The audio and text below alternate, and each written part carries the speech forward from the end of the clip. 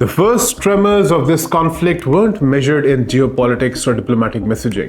They were measured in fireballs and radar blips, in IFF signals wrongly interpreted, and in sudden disappearance of 3 US Air Force F-15E Strike Eagles falling from the sky over Kuwait. These weren't antiquated aircraft or outdated systems. They were state-of-the-art fighters operating under the most sophisticated multi-domain battle space awareness tools the US military possesses, downed in a fog of war created by cheap Iranian drones and ballistic missiles saturation. That moment was not a tactical anomaly. It was a strategic preview. It showed that even when an adversary lacks parity in fighter aircraft or air superiority, they can nonetheless create a battle space environment in which superiority counts for little. My name is Kasim, and today on Radar Mode, we will explore how this conflict has revealed deep structural weaknesses in US and Israeli warfighting doctrine, why regime change in Tehran has failed to materialize, and what would happen if weeks or months into this conflict, the US seriously considers inserting ground forces into Iran.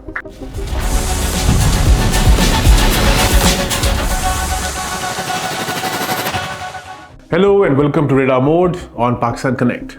When the United States and Israel launched their opening salvo of strikes against Iranian military infrastructure, it was with the confluence of armies that had dominated air campaigns from Kosovo to Iraq. The US Air Force, Marine Corps Aviation, and the Israeli Air Force struck nearly 2,000 targets in the first 100 hours. Missile batteries, radar installations, air defenses, command and control nodes, naval vessels, and logistic hubs, using precision-guided munitions from bombers, fighters, and cruise missiles launched from aircraft carriers, aircraft, and submarines. These strikes showcased the raw punch of advanced joint fires, GPS-guided JDAM bombs, joint air-to-ground missiles, Tomahawk cruise missiles, and standoff long-range missiles, coursing through Iranian skies. Yet, even as infrastructure was damaged, what became immediately apparent was that destroying targets does not achieve strategic outcomes. Iran's military had deliberately hardened key assets, dispersed mobile missile launchers into mountainous terrain, and employed a doctrine of redundancy, meaning that when one node fails, several more remain. The US and its allies had overwhelming air power, but Iran's systems were not centralized and vulnerable. They were resilient, agile, and mobile. Military analysts watching the campaign noted that despite massive bombardment, Iran's ability to launch ballistic missiles and drones remains intact, a testament to Tehran's study of 21st century warfare doctrines that emphasize survivability over vulnerability, mobility over fixed positions, and saturation over precision. This mismatch between US air power and Iranian survivability began shaping the operational picture within days of the opening attacks. In classic military theory, control of the skies translates into control of the battlefield. That premise has underpinned US military dominance since the 1991 Gulf War. Yet, this conflict has exposed a stark paradox of modern warfare. Air superiority may exist in an operational sense, friendly aircraft flying unchallenged, while tactical air control is constantly contested by rapidly evolving threats. Iran's use of low-cost drones, ballistic missile salvos, and electronic warfare has created a multi-axis fight where no single domain, land, space, or cyberspace, remains uncontested for long. For example, Iran's strategic deployment of inexpensive unmanned aerial systems has forced US and allied air defense networks to expend expensive interceptors like the Patriot missile or the THAAD system. A single interceptor missile can cost millions of dollars. An Iranian drone can cost a fraction of that, less than, say, $20,000 or even less. In saturation attacks, where scores of drones and missiles are launched simultaneously, defenders rapidly deplete their stacked interceptors, creating attrition in reverse, a situation where the defenders' resources drain faster than the attackers. Operational art in the 21st century increasingly recognizes this dynamic. Asymmetric engagements favor the side that can exploit system mismatches and logistical constraints. not just the side with the most advanced platforms. In the skies over the Gulf, this mismatch has become a defining feature of daily combat operations, blurring the lines between advantage and vulnerability. One of the core strategic assumptions behind the US and Israeli air campaign was that decapitating Iran's leadership and degrading its command nodes would break Tehran's will and disrupt its ability to conduct war. Military planners drew upon a lineage of decapitation doctrine that saw relative success in limited scenarios, removing generals from the field in conventional wars, disrupting communication hubs in smaller states, or targeting leadership bunkers in conflicts with limited scope. But Iran is not a limited scope state. Its political military structure is fundamentally networked and not hierarchical.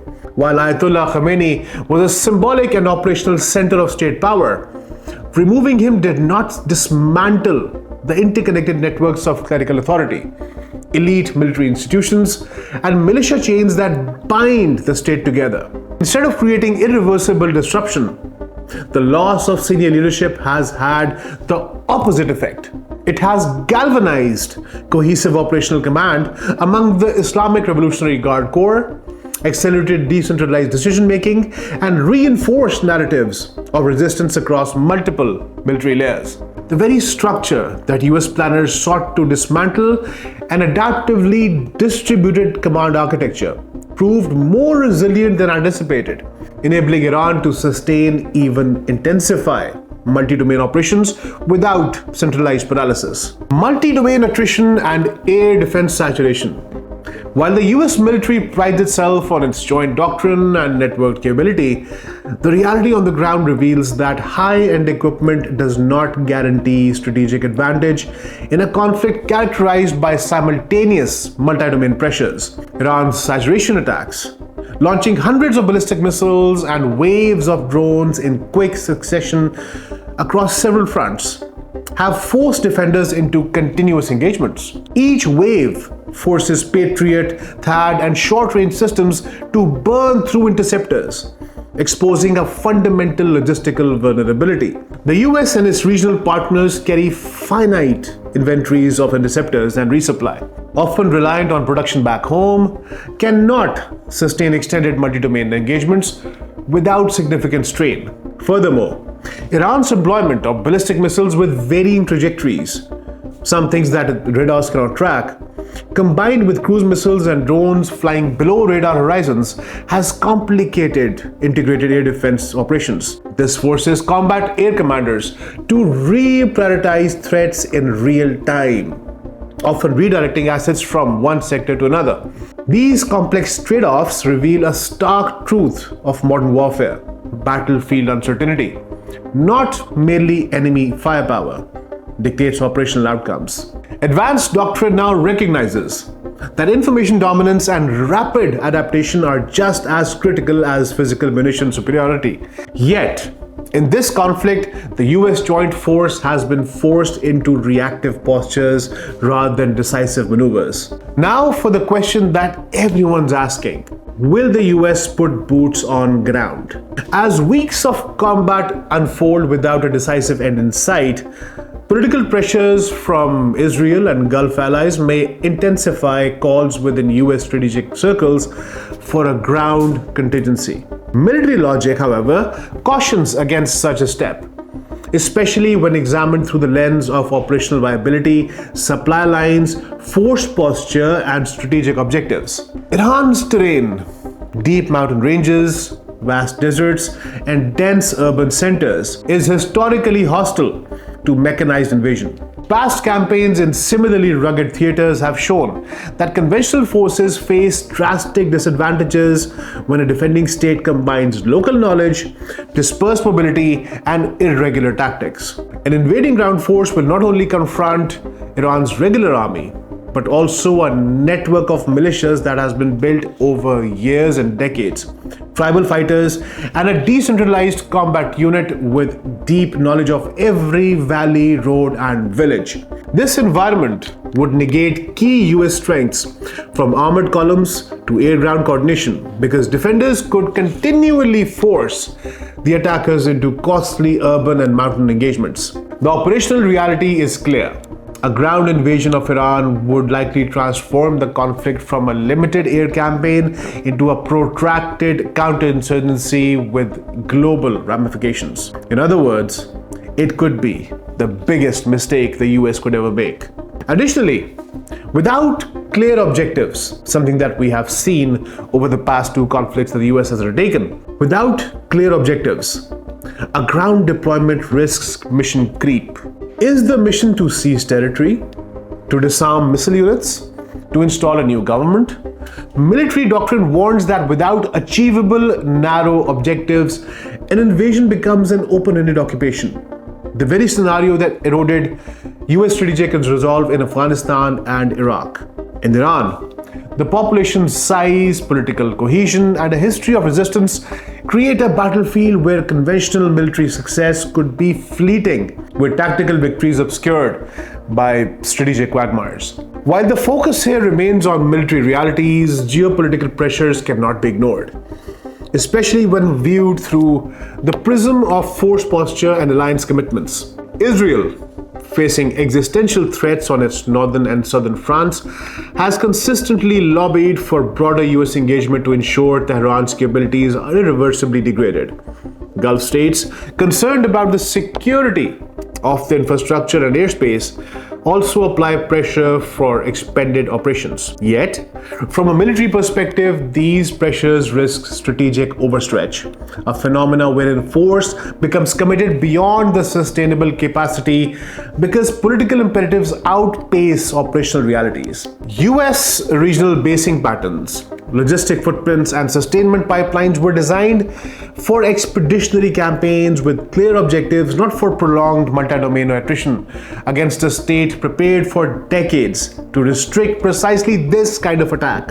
Recognizing this disconnect is a function of military realism, not political defeatism. It reflects the understanding that the alliances matter only if the forces involved are capable of sustaining coordinated operations without degradation of core capabilities or catastrophic overextension. Military logic, regional stability, and survival. From Islamabad's perspective, the war offers a stark study in how conventional expectations can collide with asymmetric realities. Pakistan's military leadership, seasoned in counterterrorism, border defense, and strategic depth doctrines, watches this conflict with deep concern over escalation dynamics that could destabilize South Asia. Pakistan's ties with Gulf partners, along with its historical relationship with Iran, require a strategic posture rooted in survival and deterrence rather than adventurism. Pakistan's armed forces are structured to manage internal security, deter conventional aggression on well-defined borders, and maintain strategic deterrent capabilities. They aren't configured for external power projection into distant threats or for alliances that require participation in conflicts that do not directly threaten Pakistan's national integrity. Military logic demands that Pakistan focus on force readiness, logistics, resilience, and strategic autonomy, not on reactive alignment with campaigns that could dilute its national defense posture. In this particular context, Pakistan's calls for de-escalation and restraint resonate not as political commentary, but as sound military strategy, aimed at preserving stability and avoiding engagement in a war whose operational logic currently favors the defender over the attacker.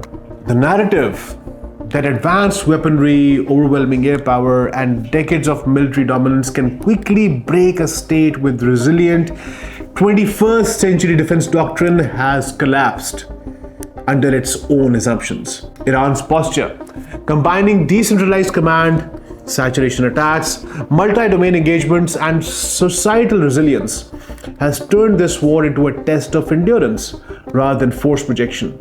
Israeli military capabilities, though formidable, were designed to deter and defend in relatively constrained theaters, not to dismantle a sprawling and adaptively resilient military state.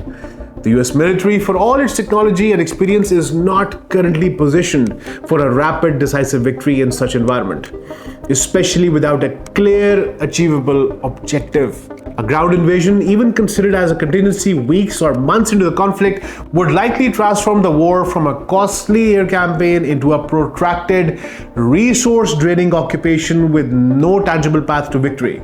In that scenario, US facing logistical strain, political backlash at home, and regional resistance abroad would find itself in a conflict defined not by conquest but by attrition and strategic exhaustion.